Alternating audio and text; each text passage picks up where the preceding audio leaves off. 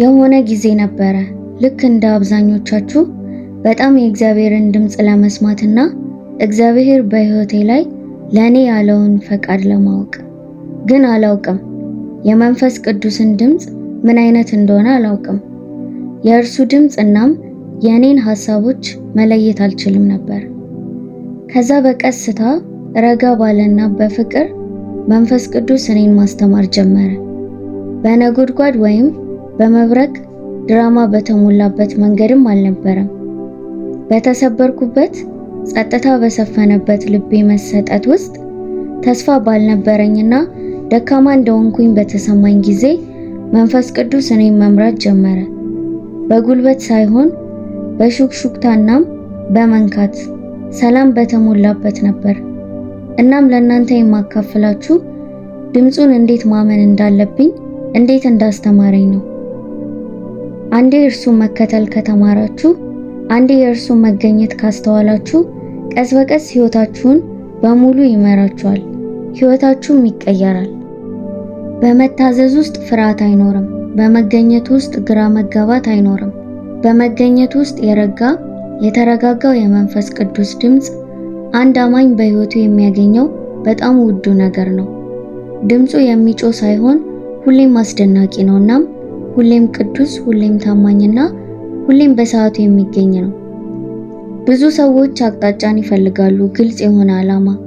እግዚአብሔር በጩኸት መመሪያ እንዲሰጣቸው ተስፋ ያደርጋሉ ወይም ሰማዩ ላይ መልስ እንዲጽፍላቸው። ግን መንፈስ ቅዱስ አብዛኛውን ጊዜ እንደ ንፋስ አይመጣም።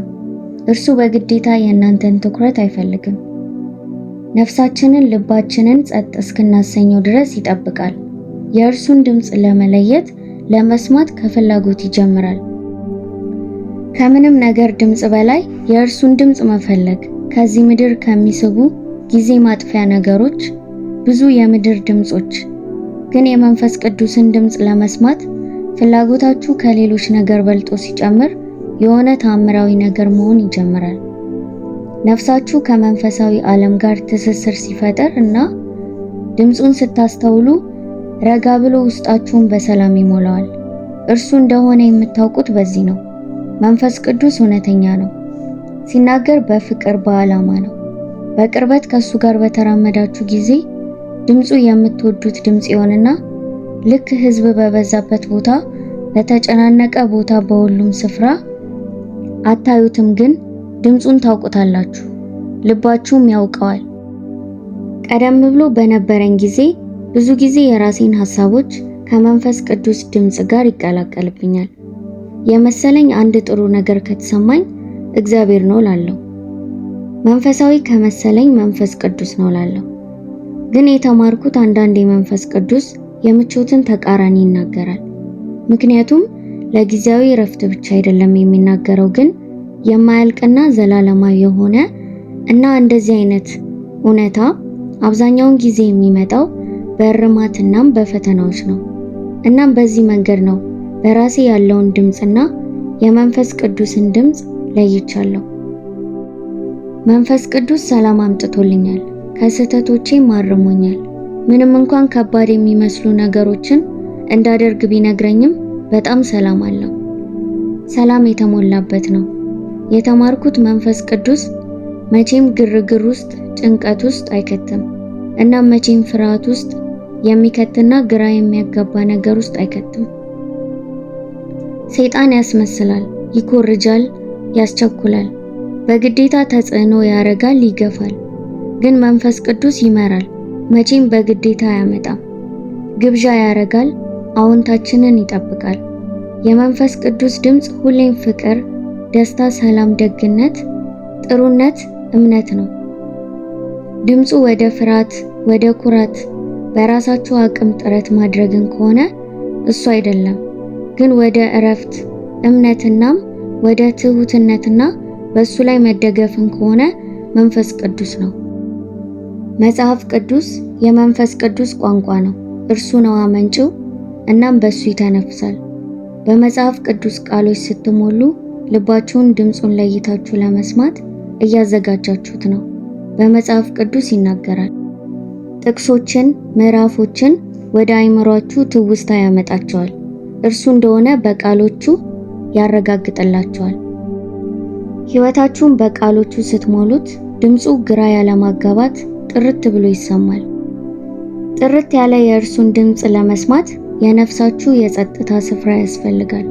የዚህን ዓለም ድምፅ መዝጋት አለባችሁ።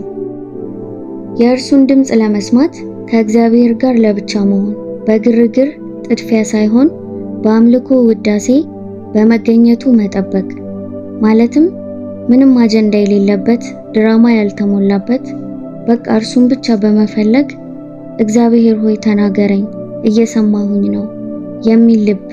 እንደዚህ ስትሉት የእሱን መገኘት ይስበዋል። ከዛም ድምፁ የሕይወታችሁን አቅጣጫ ጠቋሚ ይሆናል። እግዚአብሔር ምን አለኝ ብላችሁ መገመት አይጠበቅባችሁም። እያንዳንዱ እርምጃችሁ ከእርሱ ጋር ይሆናል። ለድምፁ መልስ መስጠት ትጀምራላችሁ። እንደዚህ ሊናገር ይችላል። ያንን ሰው ጥሪው፣ ይቅር በያቸው፣ ይህንን ስጪ፣ ጠብቂ። እነዚህ ትንሽ የመታዘዝ ጊዜያቶች ለትልልቅ ተአምራቶች ልምምድ ይሆናሉ። እናም ለትንሽ ነገር እሺ ካላችሁ የድምፁ ግልጽ መሆን ያድጋል፣ ድምፁም ይጨምራል። የሚጨምረው ጮክ ብሎ በመናገር ሳይሆን በሙሉ በእናንተ ላይ በመተማመን መናገር ሲጀምር ነው። የሆኑ ጊዜያቶች ነበሩ በሕይወቴ ውስጥ በዙሪያዬ ያሉ ሁሉም ነገር በሮች የተዘጉበት፣ ሰዎች ከእኔ በሸሹ ጊዜ መንገዴ ግልጽ ባልሆነ መንገድ የተዘጋበት ጊዜ። ትንሽ የምሰማት የመንፈስ ቅዱስ ድምፅ የደህንነቴ ምክንያት ሆኖኝ ነበር። ምንም ነገር ሳይኖረኝ የእርሱ ድምፅ የእርሱ እንደሆንኩኝ ያስታውሰኝ ነበር። በየትኛው መንገድ መሄድ እንዳለብኝም አላውቅም ነበር። እርሱ ነው መንገዱን ያሳየኝ። የምወደው ድምፅ ይሄ ነው። አሁንም ድረስ የሚመራኝ እርሱ ነው። የዛሬው ጸሎት፣ መንፈስ ቅዱስ በጣም ላውቅ እፈልጋለሁ። ድምፅህን መለየት እንድችል አስተምረኝ። ከሁሉም በፊት በውስጤና በዙሪያዬ ካሉት ድምጾች የበለጠ አንተን መስማት እፈልጋለሁ። ካንተ የሆነውንና ያልሆነውን መለየት እንድችል እርዳኝ። ደግ፣ የሚታዘዝ፣ ትሁት የሆነ ልብ ስጠኝ። በቃሎች ተናገረኝ፣ መሪነትህን አረጋግጥልኝ። ቀስ በቀስ አንተን መከተል በድፍረትና በመሰጠት አለማምደኝ። መታዘዝ የሚጀምረው በመሰጠት ነው፣ በእውቀት፣ በታለንት፣ በጥሩ አሳቢነት አይደለም። መታዘዝ የሚጀምረው ልባችሁ ሁሉንም ነገር ከእግዚአብሔር በታች በማድረግ ሲመርጥ ነው። ፈቃደኛ ልብ፣ የኔ ፈቃድ ሳይሆን ያንተ ይሁን የሚል። እናም እንደዚህ አይነት መሰጠት ጊዜያዊ ስሜታዊነት ሳይሆን ውሳኔ ነው፣ የዕለት ተዕለት ውሳኔ። ለማመን፣ ለመከተል ምንም እንኳን ሙሉ ለሙሉ ባትረዱትም። በእኔ ሕይወት መታዘዝ ከባድ አልነበረም። ከባዱ የሆነው መሰጠት ነበር። በጣም ፈትኖኛል። ምክንያቱም መታዘዝ የሚጠይቃችሁ እርምጃ መውሰድ ሲሆን፣ ግን መሰጠት የሚጠይቃችሁ ሁሉንም ነገር መልቀቅ እንዳለባችሁ ነው። መሰጠት አፈሩ ሲሆን፣ መታዘዝ ስሩ ይሆናል። መሰጠት ከሌለ እያንዳንዱ መታዘዝ በሁኔታዎች የሚወሰን ይሆናል። እንደዚህ እንላለን፣ ደስ ካለኝ እሄዳለሁ፣ ምቹ ከሆነ ከተለዋለሁ። ግን መንፈስ ቅዱስ የእውነት ልባችሁን ሲቆጣጠረው የምትታዘዙት ቀላል ስለሆነ ሳይሆን ምክንያቱ የሚሆነው ትክክል እንደሆነና በመሰጠት ውስጥ ውብ የሆነ ምስጢራዊ ነገር ስላለ እሱም በመረዳት ነው። ነገሮችን እያጣችሁ እንደሆነ ይሰማችኋል፣ ግን ትክክለኛ ኃይል የሚጀምረው እዚህ ጋር ነው። እቅዳችሁን፣ ሰዓታችሁን፣ መረዳታችሁን ስለቁት የእርሱ መንፈስ በእርሱ መንገድ እናንተ መቼም ልታሳኩት የማትችሉትን ነገሮች ይሰራል። እግዚአብሔር ሆይ ተጠቀምብኝ፣ እንደ አዲስ ለውጠ ስራኝ፣ እንደ ሁሌውም ጊዜ እንደሆን አትፍቀድ። እንደዚህ አይነት መሰጠት ለመንፈስ ቅዱስ ቦታ ይከፍታል፣ በማይቻለው መንገድ እንዲሰራ። አንድ ጊዜ በጣም ከልቤ ቦታ የምሰጠውን ነገር መልቀቅ ነበረብኝ። ኃጢአት አልነበረም፣ ግን መንፈስ ቅዱስ ተናገረኝ። ጣዩ ልቀቂው አለኝ። በጣም በራሴ ታገልኩኝ። ለምን አልኩኝና ላለመቀበል ጣርኩኝ፣ ግን ሰላም አልነበረኝም። በእርሱ መሰጠት እስከሆንና እስክቀበለው ድረስ ሰላም አልነበረኝም። ከዛም ታዘዝኩኝ። እናም ታየኝ እኔ ላለመልቀቅ የታገልኩት ነገር እርሱ ከሰጠኝ ጋር ሊወዳደርም እንደማይችል ተረዳው። መሰጠት ተገቢውን ጊዜ ጠብቆ ነው። ብዙ አማኞች የሚታዘዙት ውሎ አድሮ ነው፣ ግን መንፈስ ቅዱስ የሚፈልገው የአፋጣኝ መታዘዝ ነው። ሲናገር ቶሎ እንቅስቃሴ ይፈልጋል። ፍጹምነትን ሳይሆን ግን ፈቃደኝነትን ነው። በሰዓቱ ካልታዘዛችሁ ከእናንተ በሰዓቱ ያዘጋጃላችሁን ልታጡት ትችላላችሁ። ሲናገራችሁ በዚህኛው እታዘዛለሁ፣ በዛኛው አልችልም፣ በከፊል ማለት አትችሉ። በተከፈሉ ነገሮች አይሰራም። ሙሉ ለሙሉ ድርጊት ይፈልጋል። የመሰጠት ሂደት በራሱ ልባችሁን ይገልጣል። የእውነት ማንን እንደምታምኑ ያሳያችኋል። በራሳችሁ መረዳት ላይ ነው የምታዘነብሉት ወይስ በመንፈስ ቅዱስ ላይ? የምትራመዱት በዓላማችሁ ነው ወይስ በእምነት? እነዚህ ጥያቄዎች የሚመለሱት በምስጢራዊው ቦታ መሰጠት ሲኖር ነው። እነዛ ዝምታ ያለበት ሰዓቶች፣ ማንም በማያይበት፣ የድጋፍ ጩኸት ጭብጨባ የሌለበት፣ ምንም ሽልማት የሌለበት መሰጠት የዚህን ጊዜ ይወለዳል። መሰጠት ደካማነት ሳይሆን ጥንካሬ፣ በመንፈስ ቅዱስ ቁጥጥር መሆን ነው። ብዙ ከመሰጠት መታዘዝ በጥንካሬ ያድጋል። ከዛም እርሱ ሁሌም ለእናንተ ጥሩን እየሰራ እንደሆነ ማመን ትጀምራላችሁ። ምንም እንኳን የምትሄዱበት መንገድ የተስተካከለ ባይሆንም በራሳችሁ ጥረት ማድረግ ታቆማላችሁና ለእርሱ እጅ መስጠት ትጀምራላችሁ። በራሳችሁ መቆጣጠር ታቆሙና መትረፍረፍ ትጀምራላችሁ። ከዛም በድንገት መታዘዝ ሸክም መሆኑ ያቆምና ደስታችሁ ይሆናል።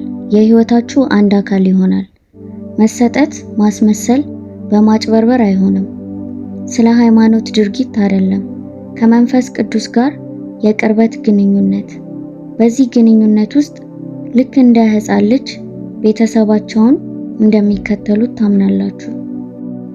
ለእርሱ እንደዚህ ማለት መንፈስ ቅዱስ ልቤን ባንተ መሰጠት ውስጥ እንደሆን እያንዳንዱን ምኞቴን ጠራርገ እንድትወስደው የእውነት አስተምረኝ። መንፈስ ቅዱስ በምንም ሁኔታ ውስጥ አንተን ማመንን አስተምረኝ።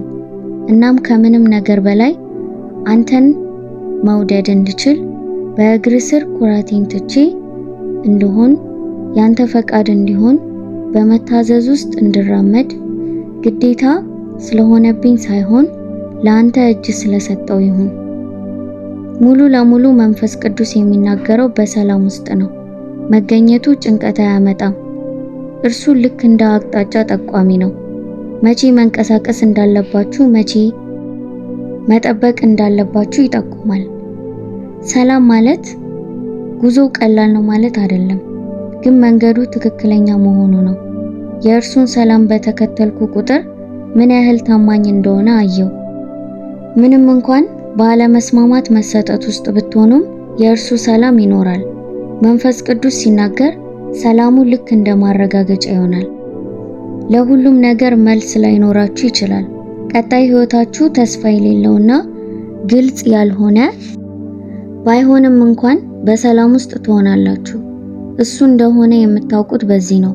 ግራ አያጋባም፣ አያዘናጋም፣ ሸክም አያረግም፣ ጭንቀት የለም፣ ግን በቀላሉ ሰላም ነው።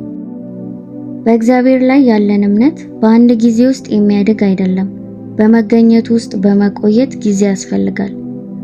ሙከራ፣ ከዛ ስህተት ጊዜያቶች ይኖራሉ፣ ግን የበለጠ ድምጹን ለመስማት መማሪያ ነው።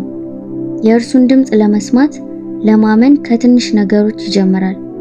ለአንድ ለማታውቁት ሰው በፍጥነት ጠርታችሁ እንድትጸልዩለት ይነግራችኋል። ወይም በምትፈልጉት ነገር ላይ መፍጠን ስትፈልጉ ግን መጠበቅ እንዳለባችሁ ሲነግራችሁ፣ በትንሽ ነገሮች ስትታዘዙ በድምጹ ላይ ያላችሁ መተማመን ያድጋል። መንፈስ ቅዱስ መቼም ግራ በሚያጋባ መንገድ አይመራችሁም። በቃሉም በመጽሐፍ ቅዱስ ሊመራችሁ ይፈልጋል። ቃሉን ማወቅ የሚጠቅመው ለዚህ ነው። ምክንያቱም መንፈስ ቅዱስ በቃሉ ድምጹን ሊያረጋግጥላችሁ ይፈልጋል። ጊዜያቶች ነበሩ እኔ እርግጠኛ ትክክል ያልሆንኩት መንገድ መንፈስ ቅዱስ ትክክለኛው አይደለም ብሎ ይነግረኛል። መጀመሪያ ትግል ውስጥ ገብቼ ጠይቅ ነበር፣ ግን ከሱ ጋር የበለጠ በተጓዝኩ ቁጥር የበለጠ እርሱን ማወቄ ነበር። ድምጹን ማመን ማለት ብቻችሁን ልትራመዱ ትችላላችሁ። ሌሎች ሰዎች ላይረዱና ላይገባቸው ይችላል። መንፈስ ቅዱስ ለእናንተ የነገራችሁን አያዩትም። መንገዳችሁን ጥያቄ ሊያረጉ ይችላሉ፣ ግን በግልጽ እርሱን ስትሰሙት ስምምነት አያስፈልገውም። የሚያስፈልገው እርሱን መታዘዝ ሲሆን መንፈስ ቅዱስ እምነትን የሚገነባው በድግግሞሽ ነው። ከዛም ውጤቱን እናየዋለን። ከጊዜ በኋላ የእርሱን አሰራር ዘዴ አይተን እንረዳለን፣ የእርሱ መንገድ ከኛ ምን ያህል የበለጠ እንደሆነ።